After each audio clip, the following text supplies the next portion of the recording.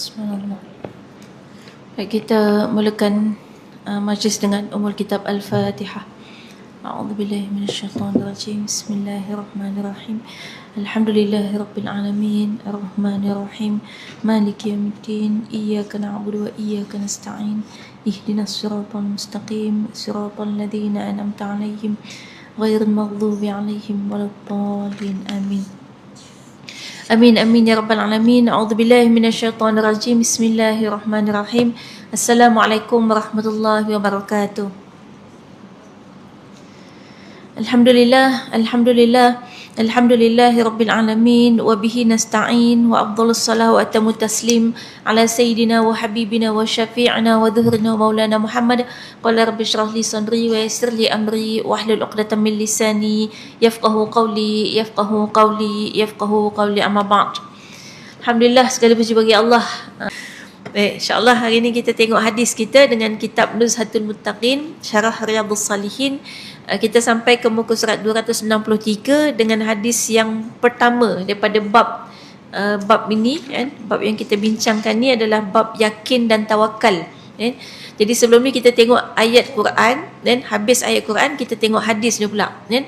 Hadis pertama daripada bab yakin dan tawakal, dan hadis yang ke-74 daripada keseluruhan kitab kan.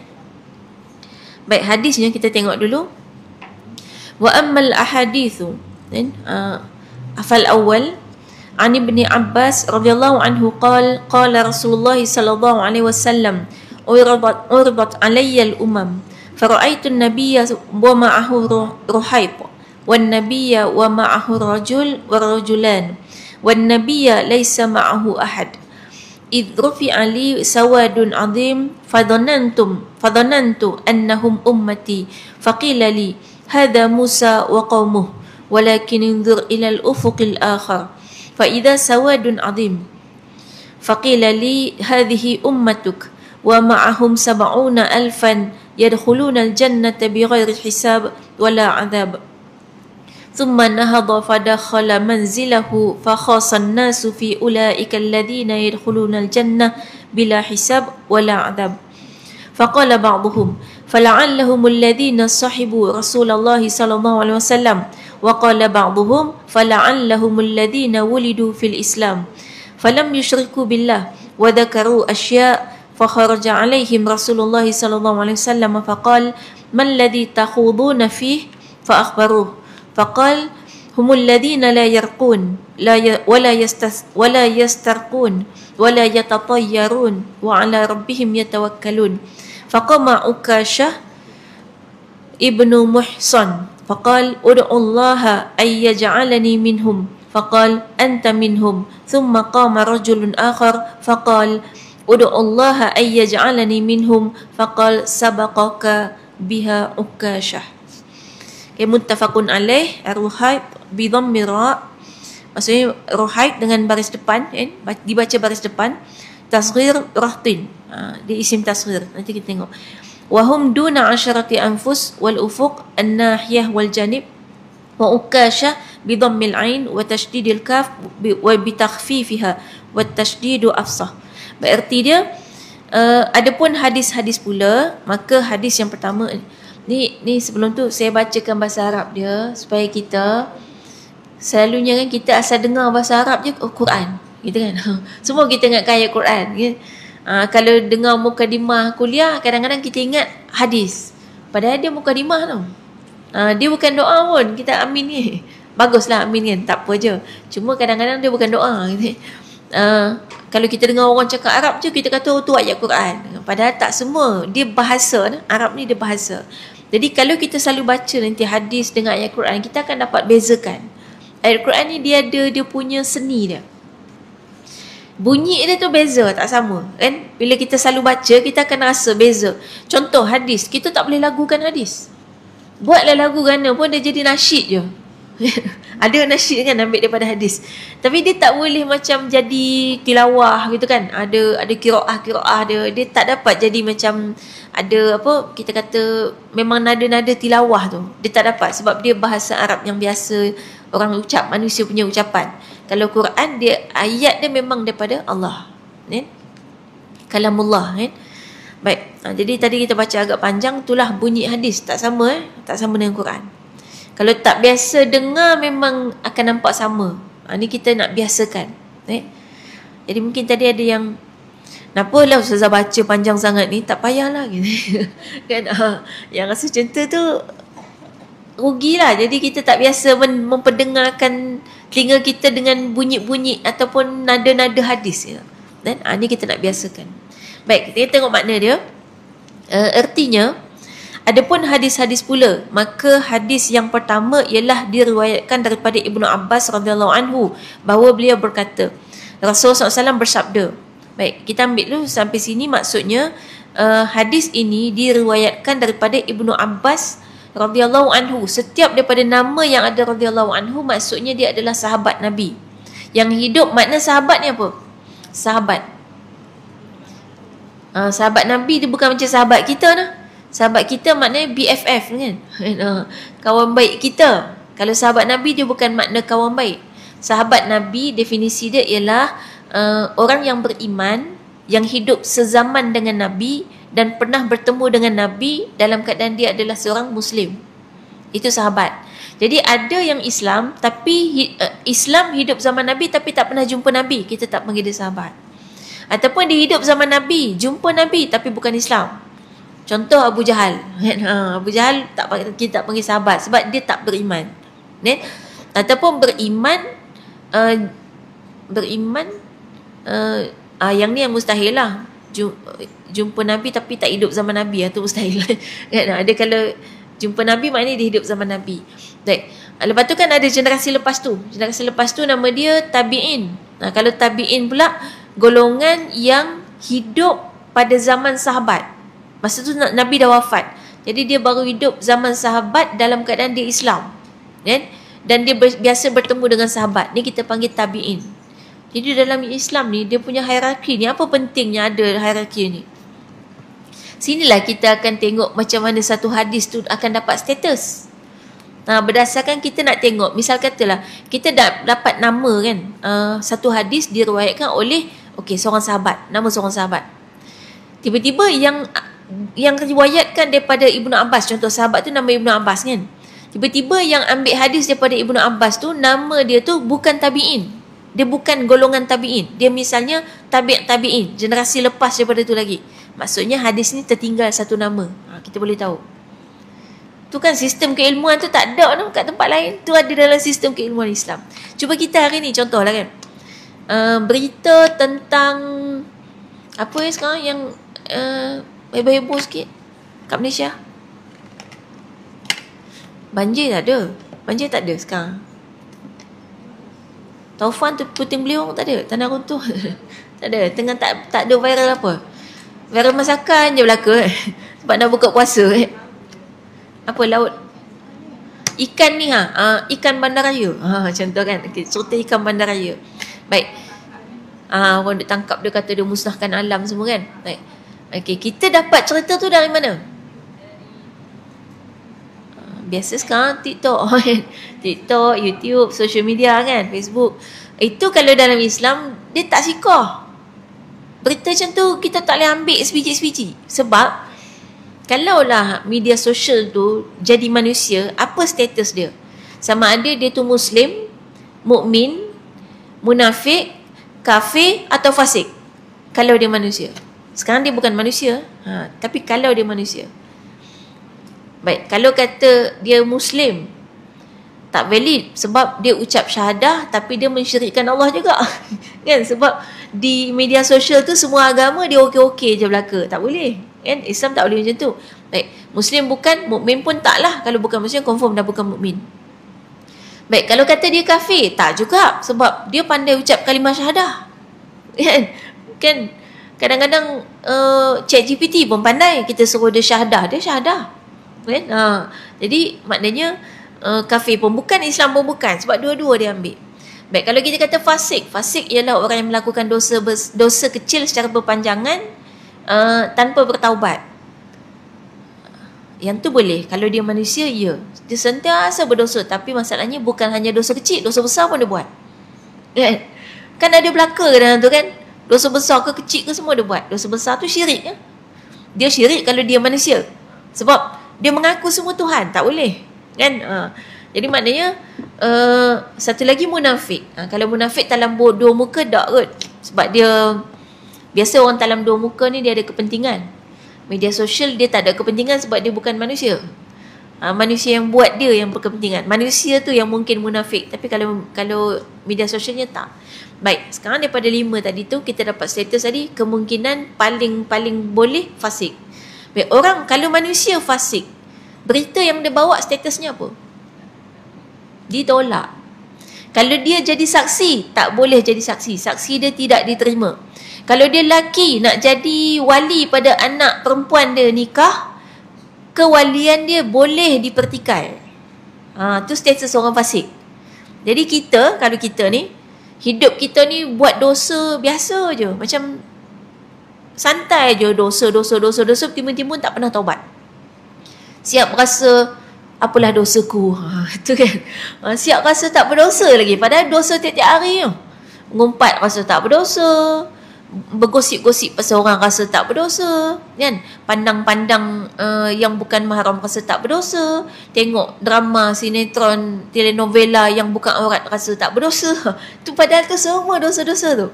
Kita himpun semua tak bertaubat sebab rasa tak berdosa. Kan? Maknanya status kita fasik. Bila status kita fasik, maka kita ni kalau bawa cerita orang tak percaya, tak boleh marah. Sebab Allah dah bagi tahu. And in ja'akum fasiqum binaba'in fatabayyanu. Kalau datang kepada kamu orang fasik bawa berita, maka pergi siasat dulu, jangan terus ambil. Tak boleh. Dan orang fasik tidak boleh dipercayai. Jadi media sosial tidak boleh dipercayai macam tu saja. Sekarang ni banyak orang percaya ChatGPT lebih pada percaya orang. Bahaya. Kan katalah dia tanya kita satu, kita cakap-cakap, dia buka ChatGPT ataupun buka Google, check. Nak check lah. Dan bila katalah dekat Google tu cakap benda yang berbeza dengan benda yang kita cakap, maka yang akan lebih dipercaya kat Google tu kan. Dia memang kadang-kadang manusia yang cetek pengetahuan tapi nak buat-buat pandai ada kan. Jadi memang kadang-kadang memang pun orang tu tak reti tapi cakap kata macam pandai macam reti, dia check lah dekat Google. Kadang-kadang betul keadaan tu, tetapi untuk jangka panjang dia bahaya. Sebab kita jadi lebih percaya kepada makhluk fasik tu. Makhluk kan. Media sosial tu lah satu makhluk kan. Makhluk fasik itu berbanding dengan manusia. Padahal kaedah dalam Islam diajar untuk kita belajar, menuntut ilmu dan kita juga mendapatkan berita, cari orang yang beriman. Orang fasik ni kita tolak awal-awal. Kalau manusia fasik kita tolak, kenapa media sosial yang fasik tu tak kita tolak? Dia lebih-lebih lagi yang kita, dia bukan tolak lah, kita kan tadi istilahnya fatabayyanu kan, kena tapis, kena siasat. Jadi tak boleh ambil bulat-bulat.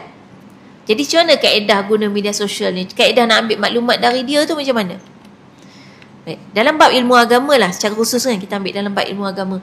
Kalau kita nak tanya hukum dekat Google, maka caranya bukan tanya lepas tu baca yang atas sekali. Yang atas sekali sekarang AI punya. Kan, kalau Google pun sekarang AI punya kesimpulan atas sekali. Bukan yang tu yang kita ambil. Kena tapis. Cek, siasat. Jadi caranya yang sekarang paling mudah adalah pastikan kita ambil daripada website yang kita kenal pasti dah website tu boleh dipercayai. Contoh ada website Mufti Wilayah kan. Ada website JAKIM. Ada website-website yang kita boleh percaya hukum hakam yang datang dari sana. Ataupun kalau individu asatidzah, kita tahu itu memang website dia. Kan? Macam tu juga kalau dari TikTok, kita tahu owner kepada akaun tu siapa, pemilik akaun siapa. Kan? Kadang-kadang pemilik akaunnya nama bagus kan, tapi rupanya akaun scammer kan. Scammer letak nama bagus-bagus kan. Jadi maknanya itu kaedah penapisan berita. Baik. Jadi sekarang ni sebab tu periwayatan hadis dia akan sebut nama sahabat dulu. Sahabat kita panggil, kita sebut nama sahabat ni, istilahnya dalam satu periwayatan hadis, nama sahabat ni kita akan sebut kita istilahnya dia adalah rawiyul a'la, perawi yang paling tinggi. Maksudnya dia perawi yang paling dekat dengan Nabi SAW. Itu nama sahabat. Ada setengah tu dia sebut semua nama perawi hadis sampai kepada, kalau ni Imam Bukhari misalnya, sampai kepada Imam Bukhari. Tapi biasanya dia sebut satu je.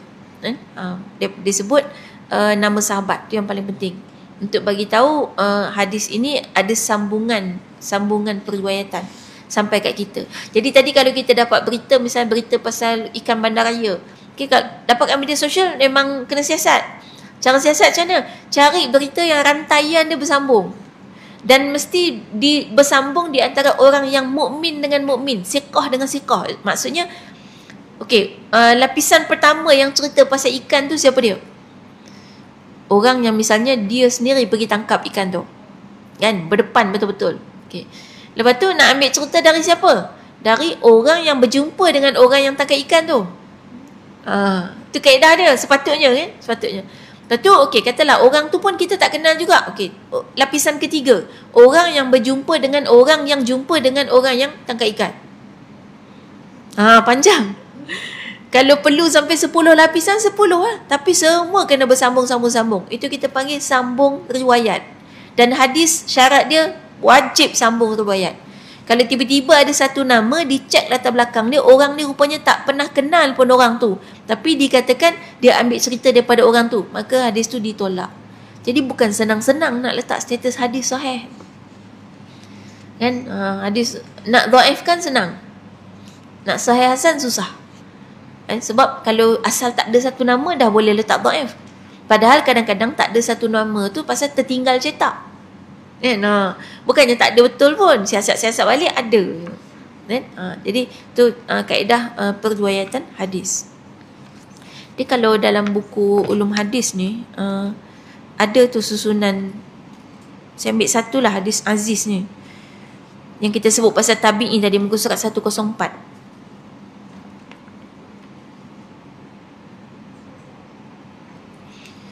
Ni kaedah pembahagian hadis mengikut bilangan perawi. Jadi ada macam merajah tu kan kat atas tu. Sini nampak tak bila kita buat hadis atas sekali daripada Rasulullah SAW. Lepas tu sahabat ambil. Kalau ni sebab ni tajuk dia hadis aziz. Jadi hadis aziz ni minimum ada 2 sahabat yang ambil. Then 2 sahabat, kita ambil lah satu line je. Seorang sahabat ambil. Selepas daripada sahabat ni ada tabi'in yang dengar daripada sahabat ni.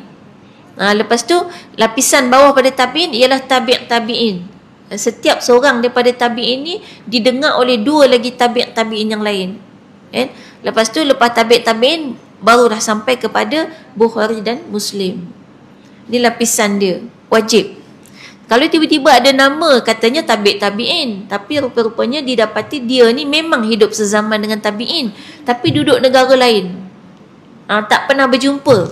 Sebab itu kalau tak pernah berjumpa, maknanya tak boleh terima hadis dia. Dia tak pernah jumpa. Tu bukan orang yang dia ambil hadis secara langsung daripada orang tu, ditolak.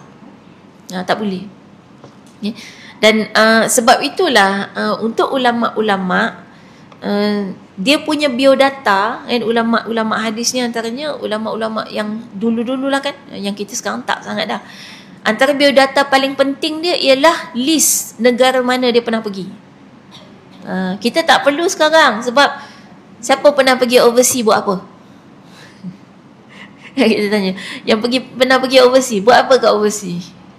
Jalan-jalan. Sebab tu tak payah masuk biodata. Kalau ulama ni dia tak ada cerita jalan-jalan dalam hidup dia. Dia memang sepanjang hidup dia berkhidmat dengan ilmu. Pergi mana-mana memang untuk cari tok guru, untuk belajar menuntut ilmu. Jadi kalau dengar, maksudnya dia bukan tengok macam kita kan, nak pergi mana kita akan tengok mana view cantik kan, mana yang viral kan, mana yang orang recommend, kat situ kita pergi. Kalau ulama tak, dia akan pergi tempat yang dia dengar, oh kat situ ada ulama ni. Kat situ kalau hadis misalnya dia kata, oh kat situ ada seorang tokoh yang dia bawa hadis Nabi yang ini, kita nak ambil hadis daripada dia. Dia orang pergi sana untuk jumpa dengan orang tu, bukan untuk makan angin. Makan angin tu sambil berjalan, angin masuk lah kan. Itu kaedah dia. Baik, kita baca terjemahan. Sambung tadi. Baris yang ketiga, Rasulullah SAW telah bersabda, umat-umat para nabi telah dipamerkan, iaitu diperlihatkan oleh Allah SWT kepadaku. Lalu aku melihat seorang nabi dalam keadaan bersamanya ada beberapa orang lelaki yang tidak sampai 10 orang.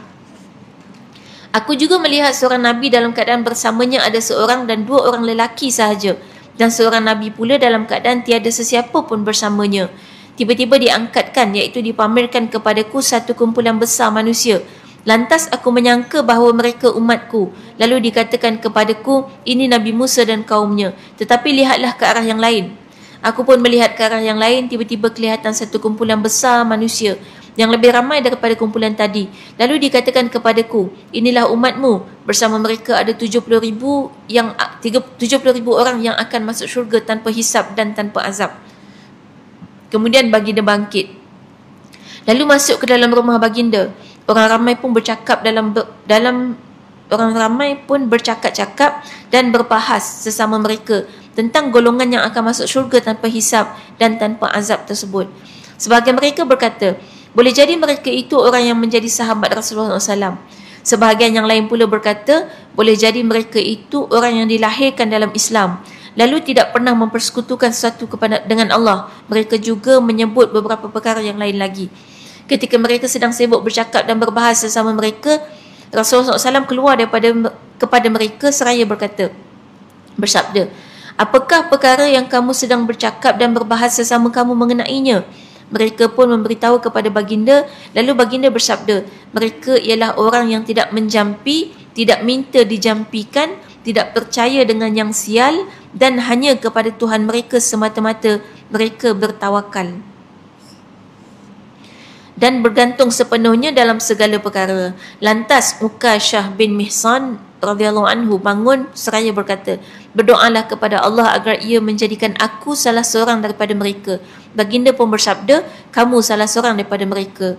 Kemudian bangun pula seorang lelaki, berdoalah.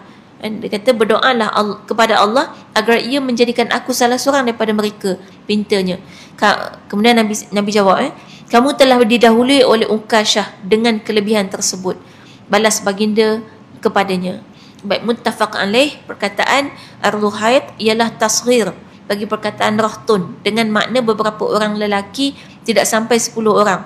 Perkataan al-ufuq pula bererti arah, sudut, sebelah dan tepi. Manakala perkataan Uqashah pula dibaca dengan baris depan pada huruf ain dan dengan tasydid pada huruf kaf, atau dengan takhfif tanpa tasydid, iaitu Uqashah, tetapi tasydid itu lebih fasih. Baik, penjelasan kat bawah ni kita ni kitab Melayu tak biasa dah ni. Kan? Ni memang kitab Arab ni. Jadi penjelasan kita ambil yang bawah ni dulu, muttafaq alaih. Ingat lagi muttafaq alaih makna dia apa? Hadis muttafaq alaih maknanya istilah muttafaq alaih. Hari tu kita dah tengok dalam buku ulum hadis kita. Hadis yang diriwayatkan oleh Bukhari dan Muslim. Jadi kalau hadis tu diriwayatkan oleh Bukhari dan Muslim, biasanya status dia kita tak sebut. Macam kalau hadis lain misalnya diriwayatkan oleh Abu Daud, Tirmizi, Nasai, disebut nama-nama. Tapi kalau Bukhari dan Muslim dua-dua sebut hadis tu, kita akan terus sebut muttafaqun alaih. Maksudnya status hadis ni adalah yang paling sahih di level paling tinggi. Sahih ada level dia. Paling tinggi muttafaqun alaih, yang disepakati oleh Bukhari dan Muslim sebagai sahih. Itu istilahnya muttafaqun alaih. Muttafaq maknanya setuju kalau ikut, kan? Jadi bersetujulah Imam Bukhari dan Muslim, kedua-duanya sekali setuju bahawa hadis ini sahih. Ni minta maaf yang tak biasa main kelas. Saya tengok banyak wajah-wajah yang tak biasa dengan kelas kita. Kita kelas ni memang macam kadang-kadang agak berat sikit, kan? Kita bincang hadis, ulum hadis, kan? Sebab kita asalnya pakai Nuzatul Muttaqin, lepas tu kita ambil faedah. Sebab saya tengok sebenarnya ada yang memang nak faham ni. Ada dan boleh faham ada. Walaupun majoriti memang tak faham. Tapi tak apalah, paling kurang kan bila kita biasa dengar, lain kali dengar lagi kita makin faham. InsyaAllah. Baik. Kemudian perbincangan kat sini tadi, yang tulisan yang sengit kan, yang bawah pada hadis ni, dia sebut perkataan ruhayt. Itu tasghir. Tasghir dia isim. Nama-nama orang yang jenis contoh Juhainah, apa lagi? Ruwaihah, apa lagi? Ada nama orang yang gitu-gitu. Junainah, Suhailah. Jenis gitu-gitu tu maksudnya isim tasghir, maknanya kecil. Tapi bukan kecil. Kok ada kawan nama Suhaila tapi gemuk kan. Contoh. Dia bukan kecil saiz gitu. Tapi maksudnya dia lebih ke, kalau nama orang biasanya maksudnya manja. Dia Humaira contoh. Humaira tu kan Aisyah Humaira kan. Humaira tu sebenarnya hamra. Hamra merah. Humaira maknanya merah kecil. Tapi bukan merah tu yang kecil. Maknanya manja lah. Kemerah-merahan gitu. Nak imagine comel lah, kemerah-merahan gitu kan. Pipinya kemerah-merahan. Jadi dia kaedah bahasa Arab tu gitu. Kita panggil dia isim tasghir. Kita kecilkan dia. Kan, dengan makna manja sikit. Jadi nama Ruhaid kan, dia pakai, bukan nama ni, bukan nama orang. Dia pakai tadi dalam ayat, dalam hadisnya, asal daripada perkataan rohtun, kemudian pakai tasghir, dikecilkan Ruhaid. Makna dia ialah beberapa lelaki dan jumlah dia tak sampai 10. Jadi kalau dia sebut rohtun mungkin banyak. Jadi nak bagi tahu kata sikit, maka dia pakai tasghir, dia kecilkan. Ni kaedah bahasa Arab tu yang kadang orang kata susahnya belajar bahasa Arab. Sebenarnya bahasa Arab ni dia susah-susah dahulu, bersenang-senang kemudian. Dia kaedah dia gitu. Jadi susah dia sekejap. Katalah kita belajar setahun contoh kan. Kalau belajar betul-betul setahun dah boleh dah. Kan? Lepas tu seumur hidup senang. Sebab nanti semua ayat compact. Kita bercakap 5 minit dalam bahasa Arab bersamaan dengan 15 minit dalam bahasa Melayu. Sebab tu nanti bila kita belajar dengan bahasa Melayu, ilmu kita tidak akan menyamai orang Arab ataupun orang Melayu yang belajar guna bahasa Arab. Sebab kalau kita nak dapat ilmu yang disampaikan dalam bahasa Arab, yang orang Arab hanya perlukan 1 jam saja untuk duduk dalam kelas tu, ilmu yang sama kita nak dapat, kita perlukan 3 jam. Sebab bahasa kita tak compact. Kan? Contoh, macam katalah nak kata perkataan jamak kan dalam bahasa Arab kan, benda-benda bila banyak dia akan ubah perkataan. Kitab, 1 buku. Banyak jadi kutub. Kan tak mengubah masa kan. Timing dia tetap timing yang sama. Kan? Cuma mungkin kitab akan lebih panjang sebab ada kitab. Kalau kutub pendek. Tapi bahasa Melayu timing bertambah. Sebab bila 1 buku, kitab. Bila banyak buku, kitab-kitab. Tambah 1 saat lagi. Waktu dia. Dia gitu. Ada setengah bahasa Arab tu yang 1 perkataan diterjemah ke bahasa Melayu jadi 6 perkataan. Tu kan jadi compact.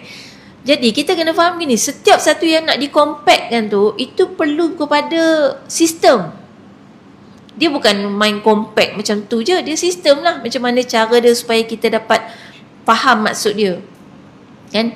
Digabungkan dhamir masuk dalam tu. Lepas tu perkataan misalnya istighfar. Istighfar maknanya memohon ampun. Dimasukkan sin saja, maknanya dia dah minta. Kan? Kita ampun, lepas tu mohon ampun, tambah je perkataan. Sebab tu foreigner kalau datang Malaysia cepat je boleh cakap Melayu. Sebab bahasa kita tu senang. Senang dia tu bersenang-senang dahulu, bersusah-susah kemudian. Tu bahasa Melayu kita. Kan? Jadi kemudian harinya susah sampai ke akhir hayat lah kita kena bercakap panjang-panjang. Sebab ayat kita tak compact. Kan? Itu bahasa Arab. Jadi kalau kita faham makna ni, sebenarnya seronoklah belajar bahasa Arab. Kan? Nanti bila dah faham, dia senang, mudah. Dan kita boleh dapat ilmu lebih lagi, lebih cepat. Dan lebih banyak. Baik. Jadi inilah yang dibincangkan ni berkenaan dengan bahasa-bahasa tu lah. Macam mana boleh jadi gini. Kemudian perkataan ufuk pula tadi. Ufuk maksud dia ialah arah, sudut, sebelah ataupun tepi. Baik. Lepas tu perkataan ukasyah. Yang ni pula, kenapa dibincang ukasyah? Lepas tu disebut ukasyah ni dibaca dengan baris depan. Lepas tu huruf ain ni baris depan. Lepas tu ada tasydid, maknanya ada sabdu. Ukasyah, bukan ukasyah. Lepas tu, tapi boleh juga baca ukasyah. Tapi lebih baik ukasyah. Kenapa bincang yang ni? Sebab kitab asal dalam bahasa Arab tak ada baris. Hak kita ni dah letak baris. Orang panggil, kalau kitab gundul kadang titik pun tak ada. Ada orang panggil kitab gundul. Maknanya kitab Arab yang sebenar memang tak ada baris. Dia bukan macam Quran. Quran kalau dah ada baris pun kita tak erti baca. Bahasa kitab Arab tak tahu. Tak tahu hala. Dia tak ada baris. Jadi habis macam mana nak tahu? Itu yang kadang-kadang bila kita tak pandai bahasa Arab, kita baca kitab Arab, makna dia boleh jadi opposite. Sebab baris depan dengan baris atas dah makna boleh berlawanan. Contoh kan, katalah kita kata akalal qittu as-samaka. Makna dia akan beza dengan akalal qittu as-samaku.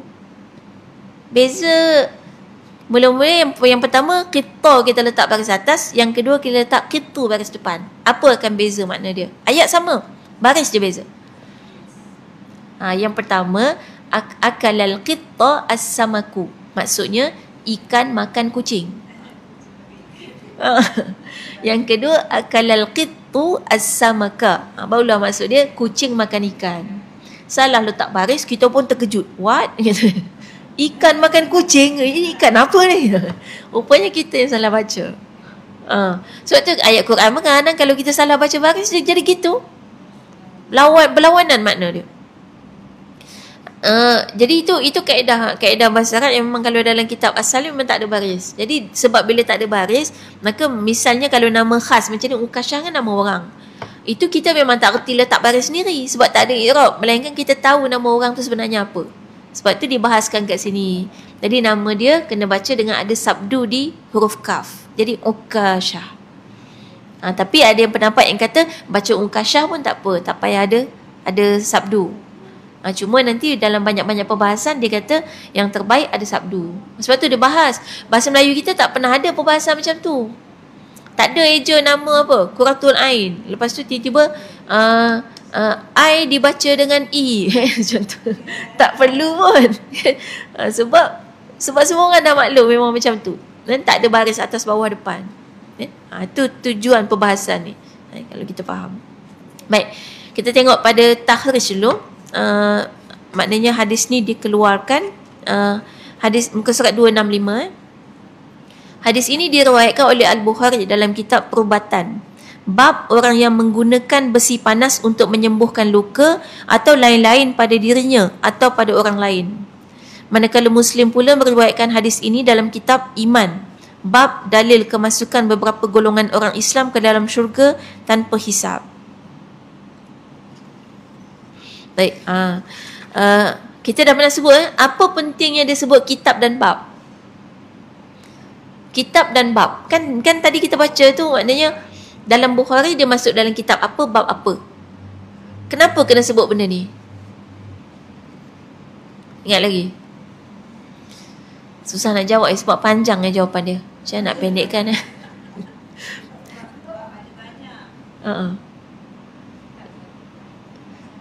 Okey, sebelum tu kitab dengan bab dalam kitab Arab ni, kitab merujuk kepada bab dalam bahasa Melayu. Bab dalam bahasa Arab, dalam kitab Arab mungkin kalau buku Melayu kita dia akan jadi subtopik. Jadi kitab ni bukan maksud dia buku. Itu kita dah cerita juga sebelum ni kan. Yang tak tahu yang mana satu ialah sebab tak dengar lagi. Kita nak cerita tu panjang, tak apalah hari ni tak apa kan. Cuma jadi kat sini kitab ni maksudnya bab, maksudnya gini, kitab maksudnya ialah kalau buku Melayu dia akan jadi bab. Sebab buku Melayu kita contoh dalam buku satu ni tak ada kitab dalam kitab ni kan. Ni kita panggil kitab juga sebiji ni. Dalam kitab ni tak ada kitab kan. Tak ada. Adanya bab kan. Dia akan mula tajuk paling besar bab. Bawah bab ada subtopik. Kalau kitab Arab sebab dia kitab besar, jadi dalam kitab ada kitab. Jadi yang kita panggil bab tu di kitab Arab tu dia panggil kitab. Lepas tu yang kita panggil subtopik dalam kitab Arab dia panggil bab. Jadi memang kadang-kadang kitab, misal kata kitab solat, kitab solat, itu kadang-kadang ada yang ambil satu bab solat, kitab solat tu dia jadi buku lain ada. Sebab memang isi dia tebal, boleh jadi satu buku. Kitab Arab ulama-ulama ni kan kadang sampai 12 jilid, 8 jilid. Orang Melayu kita 80 muka surat buku kita. Tu pun tak habis baca. Kalau ulama memang kitab dia berjilid-jilid ya? Baik. Kemudian pentingnya apa? Kenapa kena sebut ini ada dalam kitab ini, ada dalam bab ini. Hadis ni dinyatakan dalam bab ini. Tujuannya, saya bagi jawapan tu lah. Macam susah je nak jawab Kadang reti je cuma tak tahu susun ayat ni bersangka baik ni. Baik. Jadi tujuannya adalah paling kurang kita tahu hadis ni tengah bercakap tentang apa. Sebab hadis kan panjang. Tu kadang kita tak tahu ni hadis tentang apa. Kadang makna hadis tersirat, tersembunyi kan. Sebelum kita baca huraian hadis, kita dah boleh tahu dah dia cakap pasal apa berdasarkan kepada dia duduk dalam bab apa. Jadi sekarang dia duduk dalam bab, kalau dalam Bukhari dia duduk dalam bab perubatan. Bab perubatan dan juga tentang orang yang menggunakan besi panas untuk menyembuhkan luka. Ini ada kaedah dia, kaedah rawatan dalam kaedah rawatan Nabi. Kita zaman sekarang kita kata itu orang zaman dulu-dulu. Tak. Kita mohon supaya jangan menyatakan bahawa apa yang Nabi ajar kepada kita adalah cara orang zaman dulu. Tak. Sebab kita hari ni dah ada mind setting. Mind setting kita tu di brainwash otak kita sampai kita faham kata semua benda yang baru datang semua yang moden.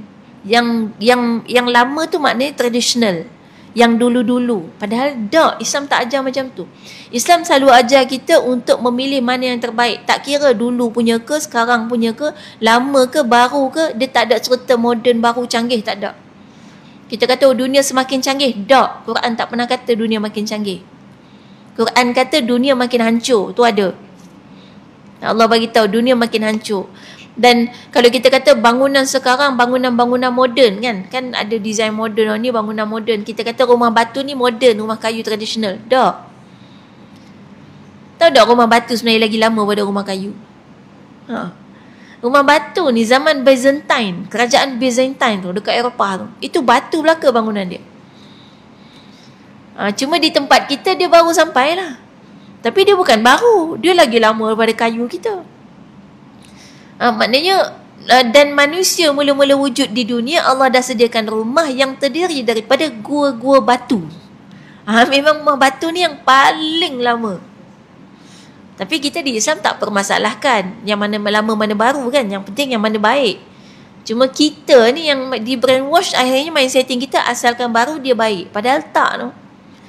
Tak, bangunan batu ni banyak bawa penyakit pada kita. Contoh paling senang lah, kaki siapa pecah-pecah duk pijak lantai. Ni tumit pecah Duk pijak lantai rumah tu kan, nak kena pakai alas kaki tu kan. Ataupun ada yang duk pakai sapu ubat. Rumah kayu pecah tak kaki? Tak. Itu antaranya. Jadi dia bukan mesti baik benda yang baru ni. Jadi Islam ajar bukan ambil benda yang baru, ambil yang baik. Mana yang lebih baik ambil. Jadi tak kira. Sama dengan fashion. Fashion kan up to date. Tak mesti ikut up to date. Yang mana yang terbaik dan paling sesuai untuk kita menjalankan hukum Allah dengan baik. Pilih yang tu. Kan? Itu kaedah dia. Jadi maknanya bila kita kata sekarang ni kaedah perubatan yang Nabi ajar, itu kaedah yang tadi kita sebut guna besi tu. Itu kalau biasa tengok tu lah, yang kalau luka kita ambil besi panas. Kita tampalkan supaya luka tu bercantum. Itu kaedah rawatan yang Nabi ajar. Dan sebenarnya memang tu the best lah. Itu kita boleh kata 99.9% cenderung untuk tidak berlaku infection sama sekali. Sedangkan yang sekarang infection banyak Jadi mana lebih baik itu? Jadi ni bukan moden. Itu bukan rawatan moden dah. Itu rawatan yang datang daripada barat. Dia bukan moden. Dia barat. Kita dah sebut dia moden. Lepas tu kita tinggal yang kita punya, walaupun ada setengahnya kita lebih baik. Kan? Jadi maknanya dia hanya tinggal lagi lokasi dari mana dia datang. Macam kata binaan batu, dia datang dari barat juga. Kan? Sebab memang kerajaan Byzantine tu bangunannya semua batu. Istananya batu. Kalau kita Islam, Nabi SAW punya masjid pokok tamal kan. Asalnya bukan Masjid Nabawi tu bukan cantik macam tu kan, dulu kan kecil je kan. Kemudian kita kata kalau rumah orang Arab asalnya tanah, dibuat daripada tanah tu lah jadi dinding, jadi bumbung semua.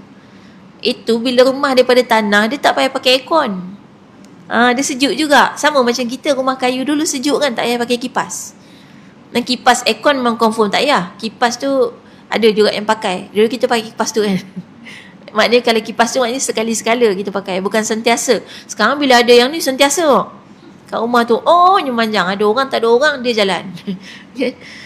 Ataupun asal kita masuk je terus switch on gitu kan. Paling besar tu full kan. Nombor 5 terus. Maknanya keadaan rumah kita panas kan, panas yang sampai kita perlu kepada benda lain. Jadi tu maknanya kita perlu faham apa yang cerita dalam Quran, itulah sebenarnya keadaan. Jadi kalau kita kata bangunan makin canggih, makin hebat, makin moden gitu, Allah cerita dalam Quran bangunan yang paling hebat itu berlaku dalam pembinaan bangunan kaum Ad dan Samud. Ada dalam surah Maryam.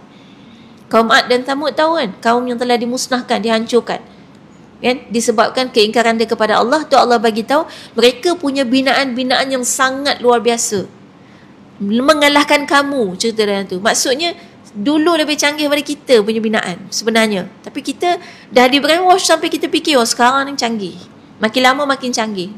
Tak makin canggih, sebab Quran tak bagi tahu gitu, Nabi pun tak pernah bagi tahu gitu. Jadi sekarang ni dalam kaedah rawatan, bila ada dalam kaedah rawatan Nabi, kan kadang-kadang contoh kaedah rawatan Nabi yang paling kita semua tahu bekam kan, semua orang tahu, tapi dalam kepala kita bekam ni tradisional kan, tradisional, cara lama kan daripada Nabi. Dia bukan cara lama, cara rawatan. Dan maknanya kaedah Nabi banyak ajar kita kaedah rawatan ni. Penyakit-penyakit bermula daripada input yang baik, itu dalam Quran pun selalu suruh ajar kulu washrabu minat tayyibat kan, kulu min tayyibat kan, kulu washrabu wala tusrifun. Maknanya perintah untuk memasukkan sesuatu yang baik ke dalam tubuh badan kita. Itu kaedah rawatan. Apa saja yang kita nak masukkan dalam tubuh badan, pastikan dia baik. Baik ni maknanya secara jasad dan roh dia. Jasadnya berkhasiat, rohnya halal kan? Itu merawat tubuh badan kita. Kemudian output, sebenarnya badan kita secara semula jadi Allah dah cipta, dia mampu bagi output sendiri. Contoh output yang jadi sendiri, buang air. Tu output, dia buang semua racun tu. Peluh, buang air, buang air besar, buang air kecil. Tapi kadang-kadang ada setengah keadaan tak cukup dengan itu untuk setengah orang. Dia perlu kepada tambahan bekam kan? Dan Allah bagi juga ada binatang yang boleh bantu buat bekam. Contoh lintah. Pacat tak no? Pacat memang hisap darah, tapi kita tak pakai buat bekam. Orang pakai lintah, ada beza no? Pacat dengan lintah dua-dua hisap darah, tapi darah yang dia hisap beza. Jadi orang guna lintah. Itulah mungkin kunci orang bersawah sihat. Dia tak tahu masa bila lah lintah tu telan darah dia sampai kenyang. Tahu-tahu selesai kerja dia keluar, tengok-tengok kat kaki ada tanda kan. Maknanya dah siap bekam lah. Tiap-tiap hari lah tu kan, bekam lintah. Ini bagus sebenarnya kerja-kerja dengan alam ni, pekerjaan dengan alam ni. Itu menguatkan tubuh badan kita. Baik. Jadi maknanya ni kaedah rawatan, termasuk kalau luka-luka cedera yang Nabi ajar kai. Perkataan kai ni lah guna besi panas tu kan? Dan ni masih terpakai, bukan kita kata zaman dulu, tak. Dan itu kalau sanggup tu memang yang terbaik. Tapi tahulah kan, tak ada ubat bios lah. Besi panas, panaskan dekat api tu, lepas tu letak. Biasanya luka besar lah, kalau setakat kena pisau kecil tak payah. Yang tu biar je kan, nanti dia elok sendiri. Baik. Jadi ni hadis ni masuk dalam bab tu. Maksudnya ni nak cerita pasal apa kaitan dia ni? Pasal orang yang masuk syurga tanpa hisap. Tadi kan yang sembang-sembang di kalangan sahabat ni, bila dia sebut bahawa ni ada umat Nabi Muhammad SAW yang siap sedia untuk masuk syurga tanpa hisap. Itu jumlah dia sekitar 70,000 orang. Tak ramai no? Kita kata wah ramainya. Ramai kalau zaman kita je. Ni daripada zaman Nabi Muhammad SAW sampai kiamat ada 70,000 orang je yang boleh masuk syurga tanpa hisap. Tanpa hisap ni maknanya tak buka dah buku amal kita, terus masuk syurga. Jadi tak kira dah, dulu kau gini, kau buat gini, kau ada salah dengan orang ni, semua tak payah kira. Kira terus je. Tengok kita layak masuk kategori golongan ni, buku amal kita terus tutup. Kita kata aku dulu qiyamul lail banyak, kira lah. Dah Allah kata tak ada. Kalau nak kira hang kalah. Sebab ada di kalangan, ada cerita ada seorang manusia yang dia banyak beramal. Lepas tu sebab dia banyak beramal tu lah, akhirnya Allah kata okey, sekarang kamu boleh masuk syurga. Masuklah syurga dengan rahmatku. Dia tak puas hati. Sebab dia kata aku dulu beramal teruk-teruk lah. Aku nak masuk syurga dengan amalan aku. Dia tiba-tiba dengan rahmat je. Gitu kan. Macam kesian kata. Takkan sebab kesiannya pada aku ni, kau main ibadah dulu. Aku nak masuk syurga dengan amalan aku. Maka Allah pun buka lah. Okey, kalau kita tak apa, kita buka satu-satu. Buka satu, ceritanya okey kamu solat misal kata. Solat guna apa? Tangan, kaki, kan, tulang belakang kita kan boleh berdiri, bernafas, hidung kita, mata kita boleh tengok tempat sujud, mulut kita boleh baca. Kita ambil satu je mata. Timbang nikmat mata dengan solat yang kamu buat, terus kalah. Nikmat solat yang seumur hidup tu, kan yang banyak-banyak ratus-ratus ribu-ribu rakaat tu, lawan dengan nikmat mata je kalah. Mata kita ni banyak nikmat tu. Bukan nikmat memandang je. Termasuk, perasan tak kalau kita bersin, mesti mata kita pejam. Pernah tak cuba buka mata masa bersin? Tahu apa jadi kalau kita buka mata masa bersin? Biji mata terkeluar. Itu nikmat tu. Kita tak pernah perasan. Jangan cuba, ini adegan bahaya. Kan, nak buka mata juga, ambil alat tu, nak buka mata masa bersin, terkeluar biji mata. Sebab bersin tu kelajuan dah lebih daripada 100 km sejam.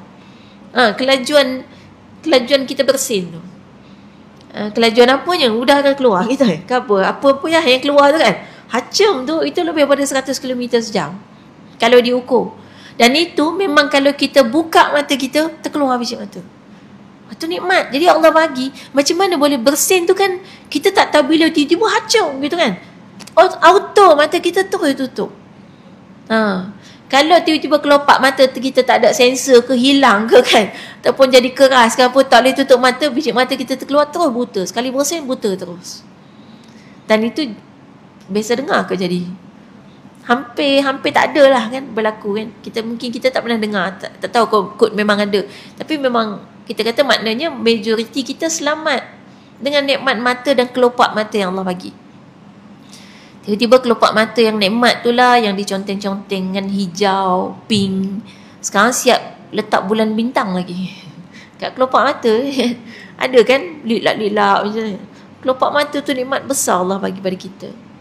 Kening. Cuba kalau tak ada kening kan kita rasa macam tak ada function sangat pun. Tapi cuba bangun pagi tak ada kening. Kan terkejut, boleh jatuh pengsan, boleh terus masuk hospital apa, sakit jantung tiba-tiba. Sebab maknanya kening tu nikmat. Nikmat. Jadi nak bandingkan nikmat satu saja dengan amal ibadah seumur hidup, tak setara. Ya Allah kata sekarang kamu tengok, kalau nak masuk syurga dengan amal kamu ni dia, kamu tak dapat masuk syurga. Kan? Akhirnya dengan akulah, kalau kita memang ialah sebanyak mana pun amal kita, rahmat Allah yang akan buat kita masuk syurga. Habis buat apa kita buat amal banyak-banyak? Sebab nak dapat rahmat Allah. Allah akan rahmati kita dan kesian tengok kita. Dengan kesungguhan kita, Allah akan kata, tak apalah, dia ni sungguh-sungguh ni. Kan? Kesian dia, sungguh-sungguh. Aku bagilah masuk syurga. Kesungguhan kita tu yang Allah rahmati. Sebab tu Allah tengok usaha, tak tengok hasil. Siapa yang misalnya plan nak bangun Qiyamul Lail sepanjang Ramadan gagal, tapi usaha dia tu beli jam loceng kan, tak lulus jam loceng ni beli lagi hot suara lagi nyaring kan, lepas tu letak sebelah katil, tak lulus letak jauh supaya susah nak ambil tu. Usaha kita tiap-tiap hari tapi fail 30 hari. Allah tengok usaha. Cuma jangan jadi alasan bila orang tanya ni pasal apa ni tak bangun-bangun juga. Tak apa mak, Allah tengok usaha. Allah tahu dah kita usaha betul ke alasan. Tu Allah tahu. Baik. Kemudian kalau dalam Sahih Muslim dia duduk dalam kitab iman tentang dalil kemasukan beberapa golongan orang Islam ke dalam syurga tanpa hisab. Jadi kesimpulannya tajuknya adalah tentang masuk syurga tanpa hisab, dan salah satu daripada punca dia ialah orang yang ini ada kaitan dengan apa tadi, kai tadi yang menggunakan besi panas untuk penyembuhan luka. Okey, kita tengok huraian dulu. Yang pertama an-nabi. Dalam hadis tadi an-nabi maksud dia adalah salah seorang nabi. Kalau dalam hadis tu tadi baris yang ketiga atau baris yang kedua pun ada wan nabiyyu. Kan ada perkataan wan nabiyyu wa ma'ahu rajul. Jadi nabi kat sini maksud dia ialah salah seorang daripada nabi. Maksudnya di sini ialah orang yang diwahyukan kepadanya tentang orang yang diwahyukan kepadanya dengan syariat dan diperintahkan supaya menyampaikannya, iaitu rasul. Baik, Nabi dan Rasul beza. Kan? Nabi dan Rasul beza. Nabi adalah orang yang dapat ilham, dapat wahyu bukan ilham, wahyu. Dapat wahyu daripada Allah tetapi tak wajib menyampaikan. Itu Nabi. Rasul dia dapat wahyu dan wajib menyampaikan. Baik, dalam hadis ni dia guna Nabi, tapi dalam huraian menjelaskan maksud Nabi dalam hadis ni ialah Rasul. Bukan Nabi yang definisi awal kita kata kalau Nabi tak wajib menyampaikan. Tak, yang dimaksudkan kat sini adalah Rasul. Sebab tu kalau baca hadis atau baca ayat Quran, jangan terus faham sendiri dengan hanya baca terjemahan. Ini contohnya lah. Jadi kita baca terjemahan, oh dia kata Nabi, padahal maksud sebenarnya bukan. Jadi kaedah ahli sunnah wal jamaah, kaedah kita untuk memahami ayat Quran dan hadis, caranya ialah yang pertama baca ayat Quran atau hadis tu, baca dalam bahasa Arab dia. Baik, sebab kita tak faham kan, tak faham maka kita baca. Yang kedua, step kedua ialah baca terjemahan dia. Baik, lepas tu jangan terus faham. Step ketiga ialah baca huraian ulama tentangnya. Jadi kalau ayat Quran, baca kitab tafsir. Kalau hadis, baca kitab syarah hadis, nama dia. Yang kita baca Nuzhatul Muttaqin ni kategori mana? Syarah hadis. Jadi kita tengah baca ni syarah hadis.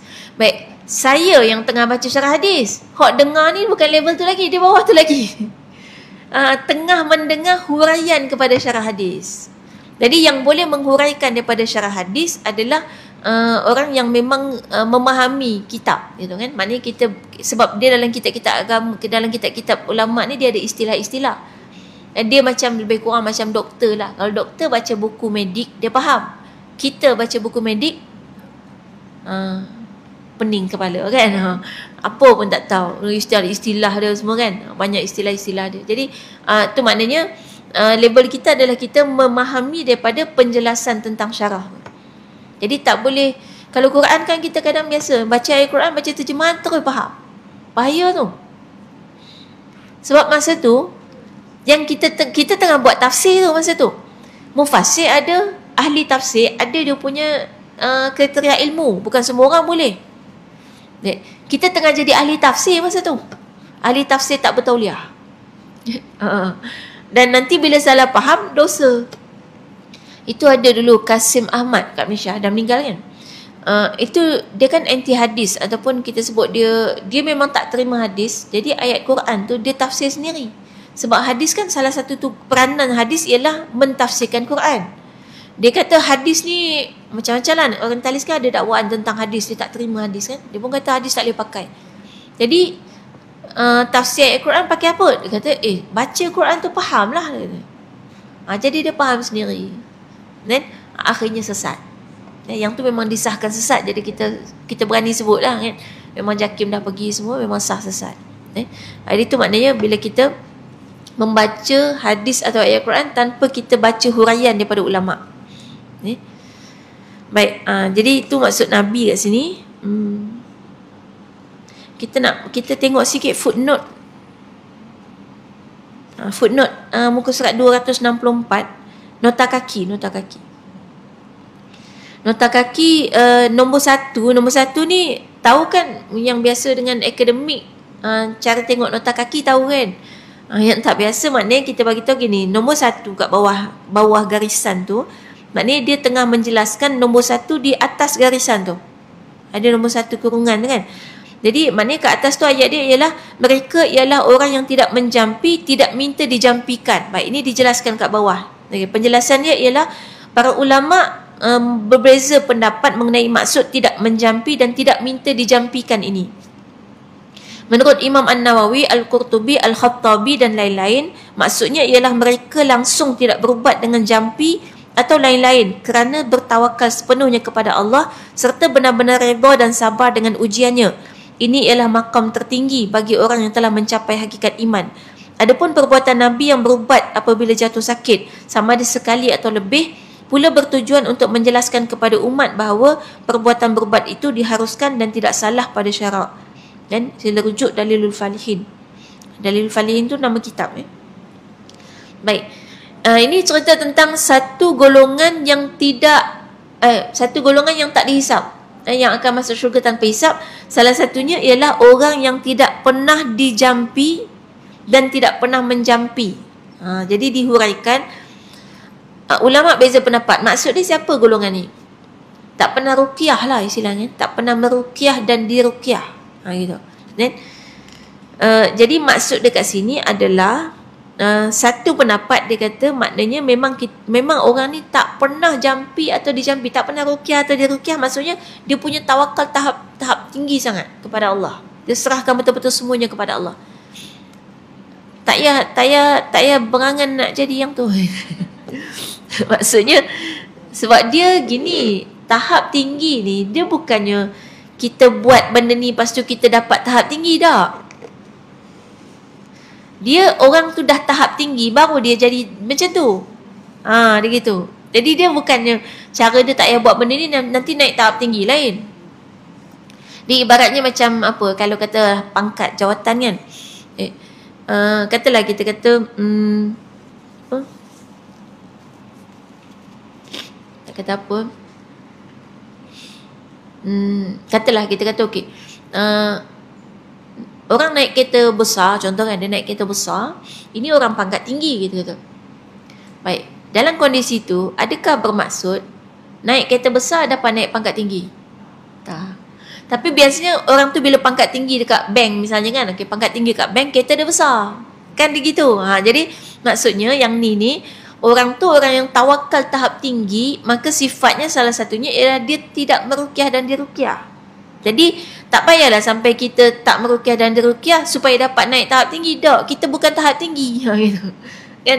Kita bukan orang pangkat tinggi tadi. Jadi tak payah kata nak kita kena beli kereta besar ni biar dapat naik pangkat. Tak ada serta orang kereta besar naik pangkat. Dia naik pangkat dulu baru kereta besar. Baik, jadi itu pandangan yang pertama. Jadi maknanya tawakal tinggi, lepas tu sabar dia betul-betul tahap level-level tinggi tu. Macam contoh kan Nabi Ayub. Itulah level macam tu lah. Jadi sakit berapa lama tu, dia punya sabar tahap tinggi, redha tahap tinggi, tak salahkan takdir langsung, tak minta untuk diubati apa-apa langsung. Kita tak boleh kata kan kena ikhtiar. Ni banyak ni kadang online ni suka menjawab. Dia jawab gitu lah.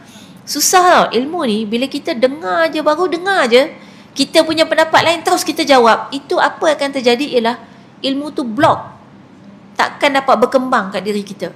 Sedangkan ilmu Allah tu sangat luas.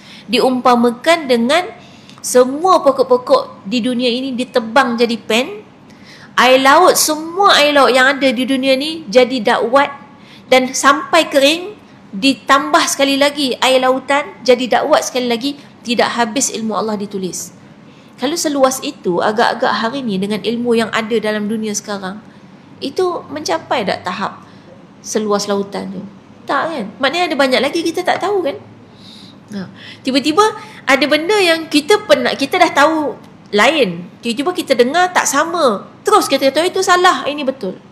Padahal nanti dulu gitu, dengar dulu, nanti balik kalau rasa tak percaya, rasa benda tu berbeza dengan ilmu kita, study balik, cari balik, nanti tambah lagi ilmu lain tu. Jadi dengar dulu kaedahnya, kan? Dengan kalau kita datang pengajian kuliah tu, kita dengar dulu, jangan terus tolak ataupun terus kita lawan sebab tak sama dengan yang kita belajar.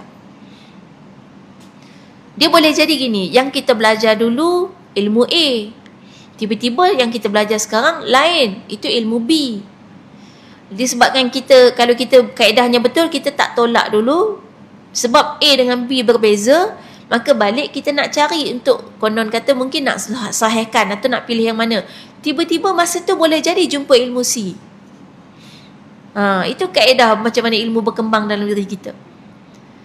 Lepas tu tiba-tiba bila dah jumpa A, B dengan C, kita pergi kuliah lain pula nak cari lagi ni. Yang mana satu ni, jumpa pula D. Lama-lama masa tu lah baru kita jadi padi yang makin lama makin menunduk. Makin lama kita sedar, banyak lagi kita tak tahu. Selama ni masa kita tahu A, kita perasan, aku tahu dah hak ni A, memang A. Sebab tu bila orang sebut B, tak A. Kita akan terus tolak semua yang orang kata. Jadi orang yang merasa banyak ilmu tu sebenarnya ilmu dia sangat cetek. Kan? Sampai kita tahu belaka, kita kata kita tahu belaka, orang lain semua salah belaka. Tu lagilah cetek. Memang kita tak reti apa-apa pun sebenarnya. Baik.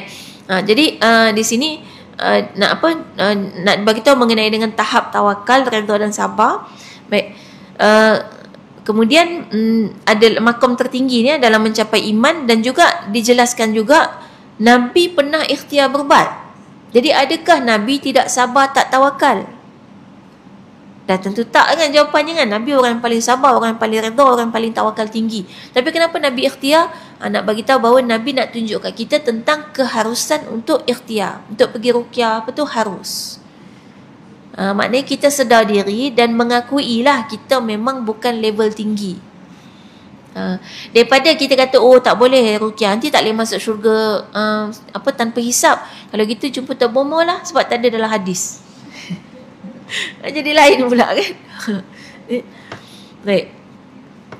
Jadi memang ada orang-orang yang ada, kita kata di satu level yang setiap satu yang dia alami dalam hidup dia, tak kira susah atau senang, semuanya adalah nikmat untuk dia. Maknanya kalau kita misalnya bagi orang lain, orang kalau tengok kita ni sudah jatuh ditimpa tangga, orang kesian.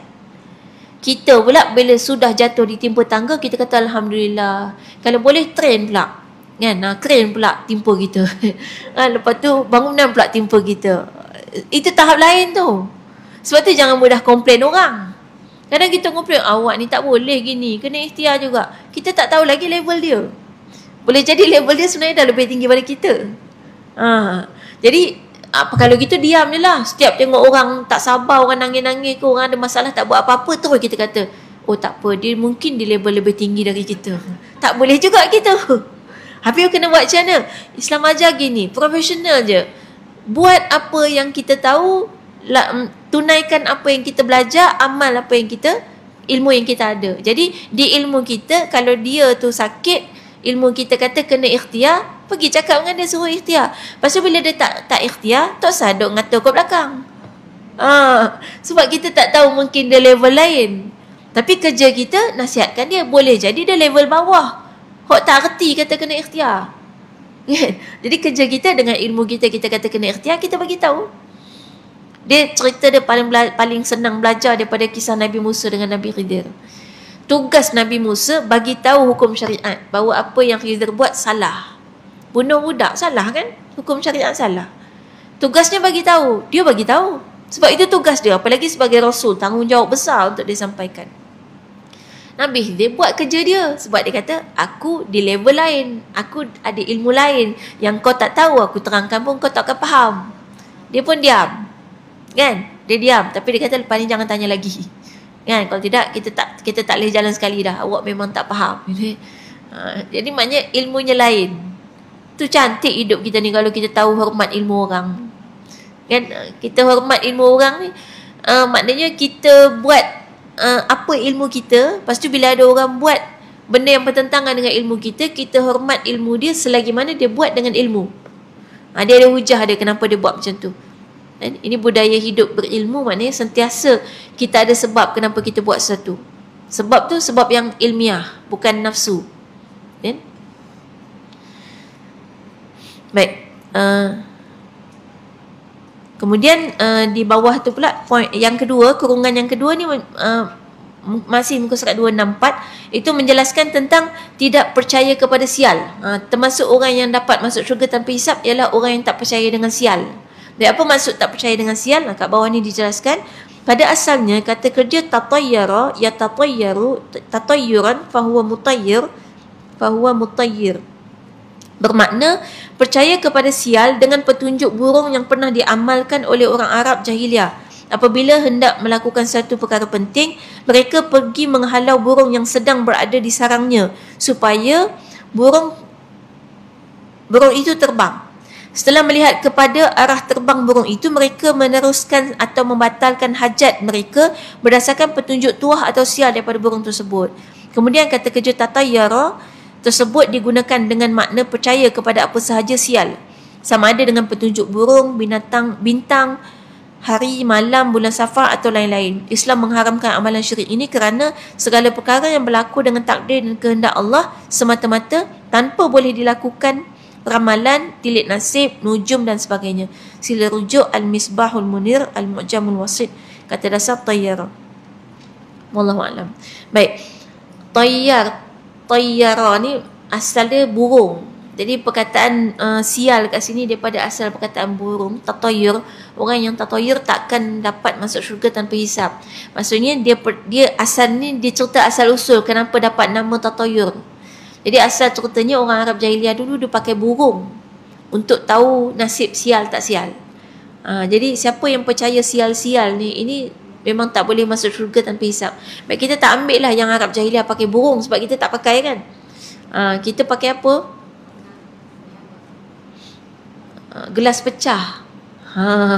Gelas pecah ni sial ni kan, ada sial jadi ni kan. Ataupun awak pembawa sial, misalkan orang ni ada kat rumah kita, awak ni lah pembawa sial. Percaya benda-benda sial ni, itu termasuk orang kalau buatlah amalan apa pun dia kena hisap. Dia tak boleh masuk syurga tanpa hisap. Jadi tak boleh percaya. Memang dia kadang-kadang boleh sampai syirik. Apalagi kita percaya betul lah, dan gelas pecah, tangan kita luka berdarah. Ni apa jadi dengan anak kita, suami kita, tiba-tiba fikir kan, yang belum tentu pun kan. Macam fikir, percaya pada ramalan dan sebagainya. Kalau kita kata, tapi betul-betul jadi. Selalu ke? Sentiasa jadi ke? Kadang-kadang kebetulan gitu kan. Maknanya takdirnya kali tu jadi. Yang penting kita tak boleh percaya dengan benda-benda macam tu. Ada hari sial kan, dulu ada tu kan, hari sial. Siapa lahir hari ni memang bawa sial kan. Ada tempat sial, ada orang sial gitu kan. Sial-sial tu tak boleh kan? Baik, kemudian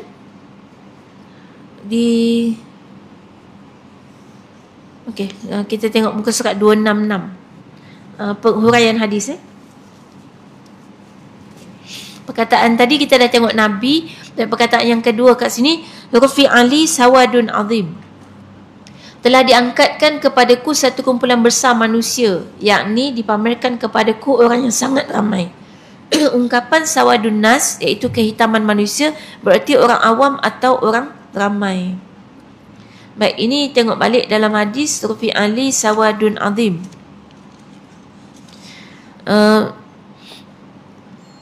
Dalam baris yang ketiga dalam hadis ni, hadis dia muka surat 263 kan. Baris yang ketiga ada kat tengah tu, id rufi ali sawadun azim. Tu kat situ dia tengah jelaskan rufi ali sawadun azim. Makna dia ialah telah diangkatkan kepadaku satu kumpulan besar manusia. Jadi apa maksud kumpulan besar manusia? Kalau ikutkan makna dia ni, perkataan dia ialah hitam, sawad hitam kan, sawadun hitam, azim besar. Jadi dia angkatkan kepada aku hitam yang besar gitu. Sebab tu sebenarnya ini bahasa Arab, sepatutnya perkataan-perkataan ni dihuraikan sebab dia bahasa Arab. Pelik sikit dia angkat benda hitam yang besar. Apa dia hitam yang besar? Kepala hitam ke kan? Baju hitam ke? Orang hitam ke? Jadi dijelaskan maksud dia ialah satu kelompok manusia yang bila hitam ni maksudnya gini, bayang-bayang warna apa? Hitam. Ada siapa bayang-bayang dia pink?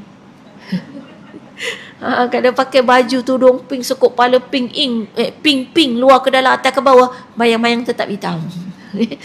Jadi bila sebut hitam manusia menggambarkan bayang-bayang yang sangat banyak.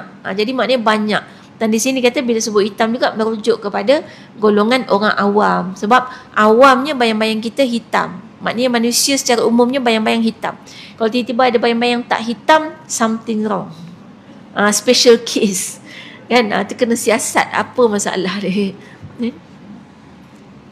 Baik. Dan kemudian perkataan lain, Musa wa qaumuhu. Maksudnya Musa dan kaumnya. Yakni Nabi Musa dan umatnya yang beriman. Baik. Ini dalam hadis tadi, baris yang keempat. Awal sekali, Musa wa qaumuhu. Baik, dia kan kalau ikut ayat dia kan Musa dan kaumnya. Kaum Nabi Musa kan ada banyak tu yang beriman tak beriman campur kan. Tapi di sini maksud dia bila sebut Musa dan kaumnya, maksudnya adalah Nabi Musa dan juga orang yang beriman dengan Nabi Musa masa tu. Tu baru dia sebut sebagai kaum Nabi Musa. Macam kita contoh bila dia sebut tentang umat Nabi Muhammad SAW, termasuk tak yang kafir? Tak masuk. Kan? Bila sebut umat Nabi, walaupun kalau ikutkan lepas daripada Nabi wafat ni semua umat Nabi lah. Tapi sebab dia kafir maka dia tidak dikira sebagai umat Nabi. Kan? Baik, kemudian hadhihi ummatuka. Inilah umatmu. Kan? Ni potongan daripada baris yang kelima, ujung belah kiri ada hadhihi. Hadhihi ummatuka. Ini adalah umatmu.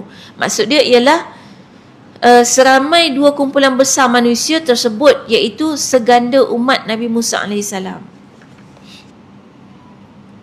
Ni maknanya lepas nampak satu kelompok manusia, lepas tu dikatakan tu umat Nabi Musa, lepas tu jumpa lagi satu kelompok umat yang lebih besar, dibagi tahu itu adalah umatmu, umat Nabi Muhammad SAW. Umat Nabi Muhammad SAW memang yang paling banyak, sebab Nabi diutuskan untuk seluruh alam dan manusia bermula daripada zaman Nabi sampai kiamat. Sedangkan Nabi lain, Rasul lain, semua hanya untuk kaum dia saja. Macam Nabi Ibrahim dengan Nabi Lut, itu satu zaman. Tapi Nabi Ibrahim kampung lain, Nabi Lut kampung lain, istilahnya. Jadi dia untuk kampung masing-masing. Tu kan ada cerita malaikat yang singgah rumah Nabi Ibrahim kan. Ada nak pergi rumah Nabi Lut tapi singgah rumah Nabi Ibrahim. Jadi ceritanya lain-lain dalam Quran, macam zaman lain padahal satu zaman. Ada lagi nabi-nabi lain yang hidup sezaman, sebab masing-masing hanya untuk kaum dia sahaja. Jadi umat Nabi Muhammad SAW paling banyak. Dalam hadis tu perenggan yang seterusnya, summa nahadha fadakhala manzilahu fakhadhan nasu fi ulaika alladhina yadkhuluna jannah bila hisab.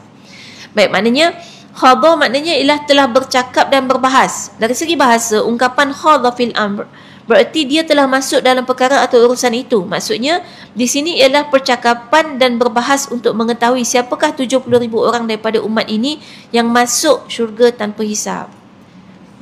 Jadi ni istilahnya macam bergosip lah kan. Bila dengar khabar, ada orang masuk syurga tanpa hisab, gosip siapa dia. Tapi ni gosip bagus. Ni gosip bagus. Kita kan suka tu dengar berita sembang-sembang kedai kopi lah, istilah sembang kedai kopi lah. Tak gosip lah, sembang kedai kopi.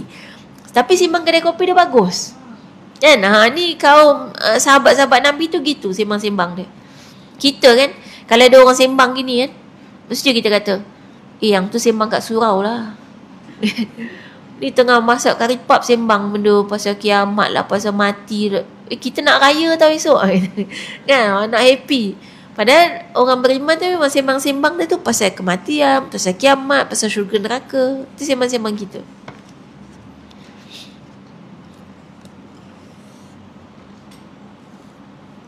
Saya teringat sebab saya dah terbiasa sembang-sembang saya pun macam tu lah, macam ni. Sebab tu saya boleh cakap spontan ni, memang sembang-sembang saya benda macam ni juga. Tapi satu hari sembang dengan orang biasa, rupa-rupanya dia cakap, dia bagi tahu kat orang lain, kata dia kena ceramah. Oh ya ke? Minta maaf, saya tak pandai sembang. Sebab tu kadang-kadang saya diam. Saya tak pandai sembang. Sembang saya begini lah gitu. Ni sembang ni, sebab tu saya boleh sembang kat sini macam sembang kan. Sebab sembang kat luar saya pun macam ni lah. Jadi saya kata, dia rasa kena ceramah. Saya sembang kata, tak apalah, memang saya tak pandai sembang kata. Tak apalah kan. Kadang-kadang sampai saya jumpa orang yang dekat-dekat, saya kata, tolong aja saya sembang boleh. Saya nak tanya apa kata.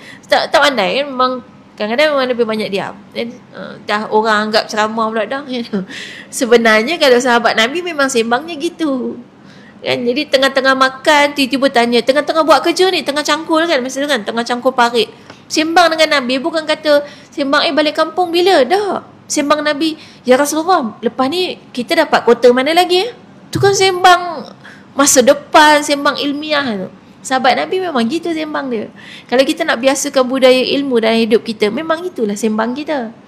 Tapi ni maknanya bagi saya satu ilmu lah pada saya, menunjukkan masyarakat kita belum bersedia dengan dunia keilmuan. Sampai bila sembang ilmu je kata ceramah. Padahal kita sembang, tanya pendapat dia semua kan. Tapi bila isi dia ilmu, dirasakan ceramah. Lepas tu memang saya dengar dia cerita je lah. Kita tak sembang mana dah kan. Baik, tu nak jelaskan mengenai satu keadaan lah, maknanya mengenai dengan sembang-sembang sahabat-sahabat ni, sembang kedai kopi dia bincang tentang siapa dia golongan yang akan masuk syurga tanpa hisab. Baik. Kemudian perkataan la yarqun, mereka tidak menjampi.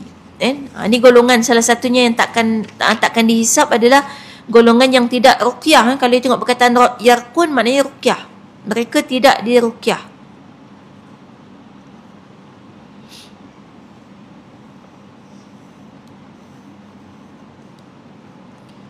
Sekejap. Tu dalam hadisnya duduk dekat perenggan yang terakhir. Faqala humul ladina la yarqun. Golongan ni la yarqun yang pertama.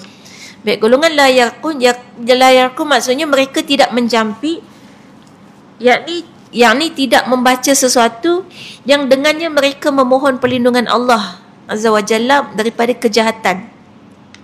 Daripada kejahatan apa yang telah berlaku atau yang dibimbangi akan berlaku. Saya ingat perkataan ruqyah kita semua tahu lah. Kan memang ruqyah ni tujuan dia nak menghindarkan keburukan. Jadi kalau tiba-tiba kita bernasyid, kita tak panggil ruqyah. Kan? Ataupun tiba-tiba kita memang berlagu juga, ayat Quran juga, tapi bukan tujuan menghindarkan kejahatan, maka dia tidak dinamakan ruqyah. Jadi ni bukan maksudnya kalau gitu tak ada ruqyah dah lah lepas ni. Habis kalau kena jin nak buat macam mana? Kena jin, pergi ruqyah sebab kita sedar diri kita bukan level tinggi. Gitu. Dan itu yang kita panggil ustaz apa semua. Memang kita bukan level tu lah. Kan? Tak boleh juga biarlah, tak boleh lah, tak mau ruqyah, biar je lah jin nak buat apa pun, tak boleh. Sebenarnya kalau kita level tinggi betul, kita kena tahu gini, jin jauh lebih lemah daripada manusia. Selemah-lemah manusia, kita lebih powerful daripada jin sebenarnya. Tapi sebab kita lemah, kita ingatkan dia kuat. Sebab cerita hantu juga kot menyumbang. Kan? Cerita hantu selalu tunjuk hantu tu kuat kan. Hebat sangat hantu tu boleh buat macam-macam kat kita. Akhirnya kita terpengaruh, kita percaya jin tu lebih kuat pada kita. Hakikatnya bila Allah kata inni ja'ilun fil ardi khalifah, sesungguhnya aku akan jadikan di muka bumi itu khalifah, dan khalifah tu adalah manusia. Maknanya pencipta kita dah bagi tahu aku tengah cipta satu makhluk yang package dia adalah package pemimpin. Pemimpin ni powerful belaka, powerful.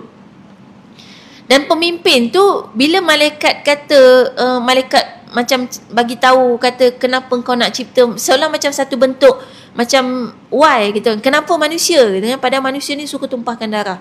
Menunjukkan bahawa kita bukan hanya khalifah kepada manusia, tapi kita adalah khalifah kepada semua makhluk. Kalau tidak, kenapa malaikat kisah? Kalau kita hanya khalifah untuk manusia, malaikat tak payah kisah lah. Manusia je kisah. Tapi malaikat kisah sebab nanti kita juga akan jadi khalifah atas malaikat juga. Sebab tu akhirnya semua makhluk yang hidup atas dunia ni Allah ciptakan untuk mempermudahkan manusia beribadah dan melaksanakan tugas kita sebagai khalifah. Sebab itu jangan pernah kesian kalau tengok kambing kena sembelih. Sebab dia bahagia bahawa dia sedang berkhidmat kepada khalifahnya. Ni tengok korban takut tutup mata kan, duk kata kesian. Kita kata lo kesiannya, dia punyalah bahagia.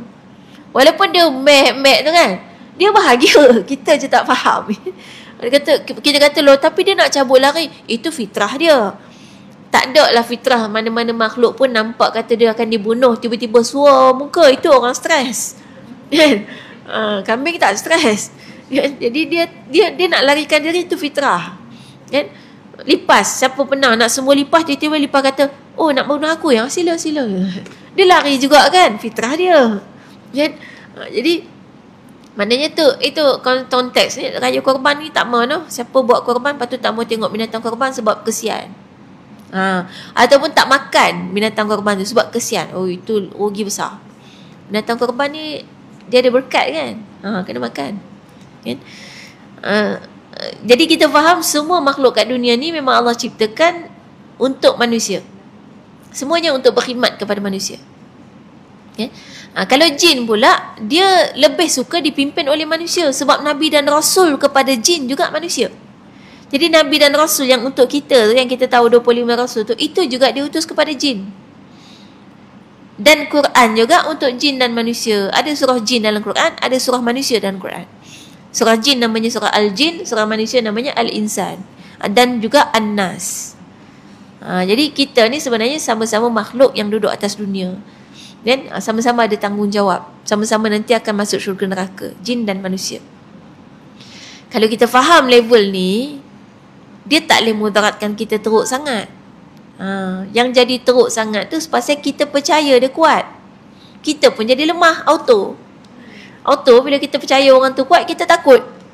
Macam kita tengok orang tu badan berketul-ketul kan, datang kat kita. Ui, takutnya. Kita halus kan. Dia badan, kalau macam tu sekali tampar kita boleh pingsan. Terus takut. Automatik badan kita lemah. Jadi sebab apa orang Islam boleh hebat di medan perang?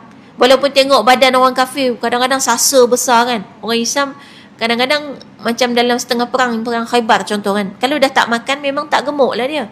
Kan? Dia orang kan makan sikit dalam perang Khaybar kan, perang Khandaq ni. Maknanya tetap saja dia berani sebab apa?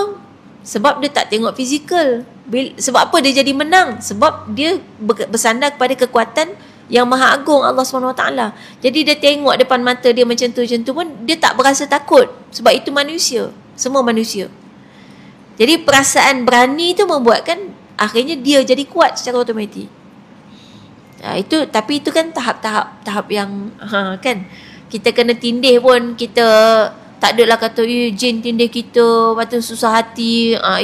Itu termasuk mengiktiraf jin tu kuat sangat nak tindih kita. Kan? Kali kita tindih dia lagi parah dia. Cuma tak boleh, alam kita beza kan. Baik, Allah izinkan di dunia ni jin nampak kita, kita tak nampak dia. Kan? Baik. Kemudian perkataan la yastarqun, mereka tidak minta dijampikan, yakni tidak meminta ruqyah, artinya jampi daripada orang lain. Perkataan ruqyah ialah kata nama terbitan masdar bagi kata kerja raqa dengan erti telah menjampi. Tengok footnote nota kaki bawah tu, tasrifnya ialah raqa yarqi ruqyah fahuwa raqa, dengan makna berjampi dan menjampikan. Pengarang Al-Misbahul Munir menyebut bahawa kata nama terbitannya ialah raqyan, seperti rama yarmi ramyan, dan kata namanya pula ialah ruqyan atas wazan fu'la. Manakala kata nama terbitan seperti masdar marah pula ialah ruqyah, dan jamaknya ialah ruqa, seperti mudyah, pisau dan muda, pisau-pisau. Sila rujuk Mukhtasar Sihah dan Misbahul Munir. Ini tasrif. Itu ilmu bahasa Arab. Hari ni kita bagi dengar je perkataan tasrif. Tasrif ni maknanya perubahan perkataan bahasa Arab yang akan, kalau bahasa Melayu kita akan tambah imbuhan. Tambah lagi masa kan. Misal kata masak. Okey, kita perbuatan dia memasak. Kalau benda yang dimasak, masakan. Kan tambah imbuhan, tambah masa untuk kita sebut. Satu detik, 2 detik tu bertambah. Bahasa Arab dia ubah terus perkataan, jadi tasrif. Itu nak kena belajar lah cara dia kan? Baik. Jadi perkataan yastarqun maknanya tadi ialah tidak minta dijampi kan? Dalam hadis sambungan tadilah daripada la yarqun, sebelah ada la yastarqun. Dan kemudian la yatatayyarun, maknanya mereka tidak percaya kepada sial burung, yakni tidak percaya kepada apa jua sial, sama ada dengan petunjuk burung ataupun lain-lain. Dalam hadis tadi, sambungan tadi la yatatayyarun. Kita dah jelaskan maknanya tak percaya dengan benda-benda sial. Tak ada nak istilah ni bawa sial tu, tak ada. Kan, sebagai orang beriman. Baik, kemudian yatawakkalun, maksudnya mereka bertawakal, iaitu berserah dan bergantung sepenuhnya kepada Allah dalam segala perkara yang mereka mahukan, di samping berusaha dan berikhtiar. Wa ala rabbihim yatawakkalun dalam hadis tu. Jadi sifat orang yang akan masuk syurga tanpa hisap ialah dia bertawakal, maknanya bergantung sepenuhnya kepada Allah. Apa kesan dia bila kita serahkan semua urusan kepada Allah? Kesan dia nanti jadi apa-apa kita okey. Contoh gini, kita nak buat kenduri kan, kenduri kahwin.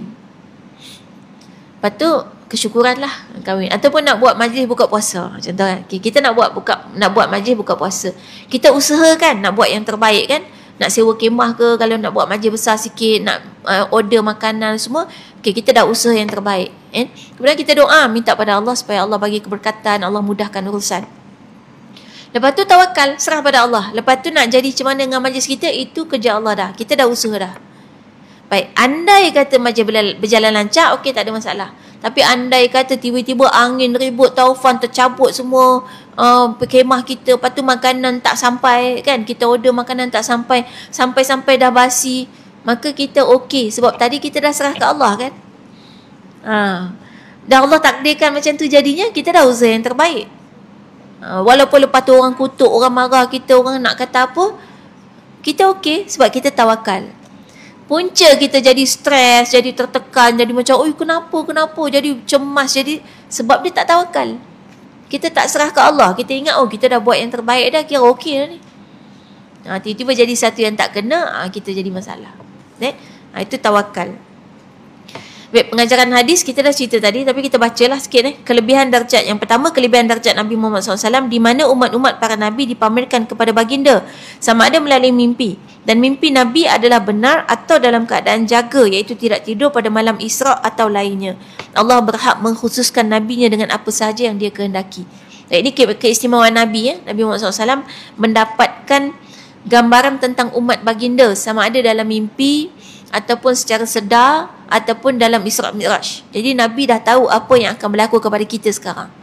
Nabi dah tahu sekarang jadi apa. Nabi ada bagi tahu tentang kita. Apa dia? Apa keadaan kita umat Islam sekarang yang Nabi dah pernah bagi tahu. Nabi bagi tahu umat aku pada akhir zaman nanti adalah umpama buih-buih di lautan. Itu kita sekarang. Sampai sahabat tanya, sebab apa sikit ke diorang ni sampai lemah macam buih tu? Nabi kata tak, dia orang ramai. Umat Islam kan umat kedua terbanyak di dunia sekarang kan. Ramai. Tapi mereka tak ada kualiti. Kosong. Dan apa punca kosong tu? Nabi bagi tahu ada satu penyakit. Ini penyakit kena cari ubat tapi tak ada kat hospital ubat dia. Ada kat masjid surau.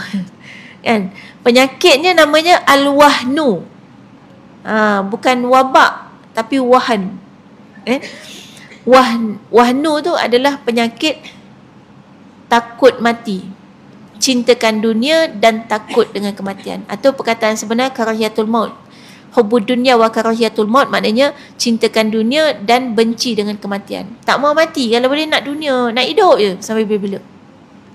Sampai umur dah 122 tahun contoh, tak ada kot kat sini kan, tetap dia berasa aku umur lanjut ni, lanjut lagi kot. Masih berasa nak sambung juga. Jadi tu cinta kepada kehidupan dunia itu jadi penyakit yang buat kita lemah. Sebab tu bila orang Gaza kata kami tak takut mati semua, itu Islam yang ajar. Takut mati yang buat kita lemah. Sebab tu dia orang kuat. Sebab dia tak takut mati.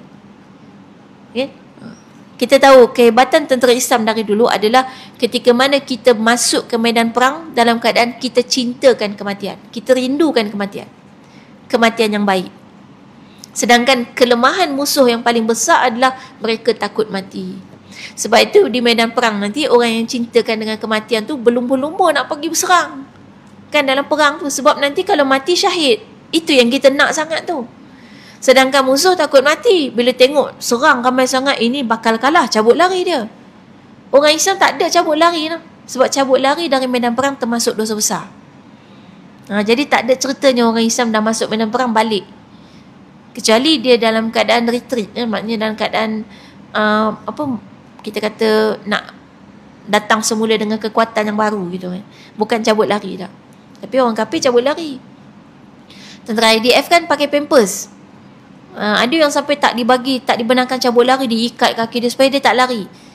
Masa jumpa dia orang mati tu dalam keadaan pampers penuh. Ketakutan kan, terkencing sampai terkencing. Sebab dia takut dengan kematian. Jadi kita tak takut mati. Ingat itu kekuatan kita. Kalau kita tak faham apa pula kaitan kuat dengan tak takut mati, Nabi bagi tahu macam tu. Cukup. Manual daripada pencipta kita, dia bagi tahu awak kalau nak jadi orang paling kuat, jangan takut mati. Buat je, nanti mati baru kita faham. Sekarang tak faham sebab kita punya otak tu pendek sangat gitu. Singkat sangat fikiran kita. Ini Nabi bagi tahu. Baik. Kemudian yang kedua, penjelasan tentang limpah kurnia Allah ke atas nabinya, yakni Muhammad, dengan menjadikan umat baginda sebagai umat yang paling ramai. Baik. Kemudian yang ketiga, kelebihan tawakal, berserah dan bergantung sepenuhnya kepada Allah dalam menolak sesuatu mudarat atau mendatangkan manfaat, selain menyatakan ganjaran dan pahala yang disediakan oleh Allah untuk orang-orang yang bertawakal kepadanya. Jadi hadis tadi bercerita tentang tawakal. Maknanya kelebihan tawakal dan juga ganjaran. Apa yang Allah akan sediakan kepada orang yang tawakal. Baik, yang keempat, hukum berjampi ialah ada yang dibenarkan oleh syarak, iaitu berjampi dengan doa-doa yang diriwayatkan secara sahih daripada Nabi SAW. Berjampi dengan ayat-ayat Quran juga diharuskan pada syarak. Ada pula jampi yang tidak dibenarkan oleh syarak, iaitu jampi yang diambil daripada amalan-amalan jahiliyah, perkara-perkara sesat dan silap mata yang bertentangan dengan kesahihan iman dan kesempurnaan tawakal. Jadi jampi yang dibolehkan adalah ruqyah syar'iyah. Mudah kata. Kalau jampi kita tu niat insung mata kaji semarni saya. Jampi juga tu kan, buka pintu gua, tu tak boleh. Mambang langit, mambang tanah, mambang tu kan. Yang tu pun tak boleh. Dan yang bukan daripada Quran dan hadis. Baik, yang ke-8, pengharaman kepercayaan kepada sial dengan petunjuk burung atau lain-lain. Jadi ni haram betul-betul. Jangan sama sekali percaya adanya sial. Ada hari sial, ada hari bertuah. Tu banyak tu bersalin Caesar nak dapat hari bertuah. Sekaligus bila percaya kepada hari bertuah, dia percaya juga dengan sial. Tak boleh. Kan? Tak salah naya diri. Operation sebab nak dapat hari bertuah. Tarikh cantik gitu kan.